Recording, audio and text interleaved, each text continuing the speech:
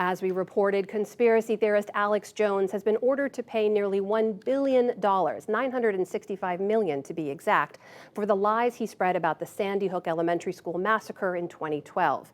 Jones had falsely claimed the attack that left more than 24 people dead, including 20 children, was a hoax, and accused a grieving parent of being an actor in the days after the murders. A Texas jury awarded nearly $50 million in a separate damages trial this summer, and Jones likely faces yet another trial before the year is up. For some perspective on the scope of this award and what happens now, we turn to Jesse Gessen. He's a trial lawyer in California who works on both civil and criminal cases. Mr. Gessen, welcome to the NewsHour. Thank you for joining us. Let's just start with some context on this verdict. It is an enormous amount of money. What did you think when you heard the damages being awarded? Wow, quite frankly, it's probably one of the largest defamation verdicts in U.S. history. Also, it's compensatory, meaning that there's still going to be punitive damages, which could be up to 10 times as much under the United States Constitution. So we're going to see probably this verdict at least, I would say at least double or triple, or maybe even up to 10 times more. For anyone following the trial, I mean, it was an incredibly emotional trial, emotional testimony from the parents who've lost their children in the most horrific way. Do you think, did that play a role in the size of the verdict that was eventually awarded?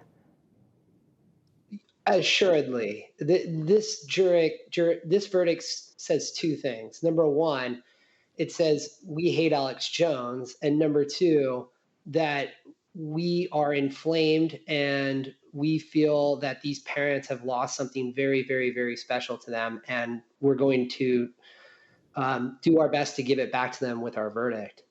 We should point out, earlier this year, InfoWars and its parent company did file for bankruptcy protections. What kind of impact could that have on the amount that's actually paid out? Well, the verdict is against Alex Jones and the company, and so Alex Jones may end up filing for bankruptcy protection as well. His estimated net worth is anywhere between 170 to 135 to 270 million. So he may declare bankruptcy as well, but it is certainly possible that this verdict and the Texas verdict could be swept up into the bankruptcy and significantly decreased under U.S. Bankruptcy law. You mentioned that Texas verdict, and I want to get your analysis on the difference you see between that Texas verdict that was around $50 million and was eventually knocked down because of state limits on those kinds of awards, and the damages we saw awarded today. How do you see the difference between what unfolded in Texas and what happened in Connecticut? Yeah, it's hard not to draw the inference that the two different jury pools are somewhat politically motivated. The compensatory damages in the Texas verdict was $4 million. The compensatory damages in the Connecticut verdict is $965 million. That's a $961 million difference in compensatory damages. We still have to see punitive damages in Connecticut, so that the difference could be even far more striking.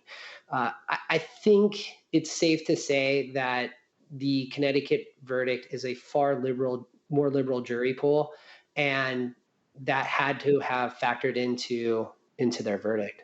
We should also point out, we learned later today that Jones's lawyer has said they do plan to appeal. But Mr. Gessen, we should remind folks, Mr. Jones was spreading these lies for years, right?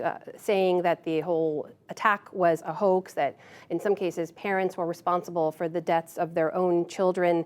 He's not alone in spreading some of these lies, though. And I wonder, as you look at this moment, what you think this verdict says in the way of a message it sends about the legal landscape surrounding holding those who spread misinformation accountable in some way.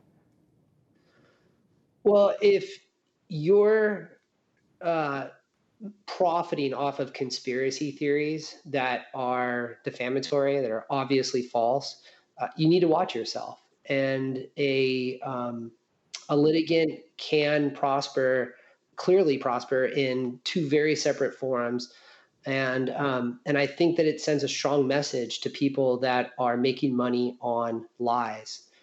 Um, and especially given that this isn't the end. We have the punitive damages verdict, and then we also have a third Sandy Hook lawsuit.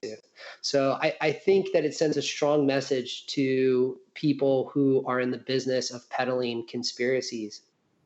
That is Jesse Gessen, a trial attorney in California, joining us tonight. Mr. Gessen, thank you for your time. Thank you for having me.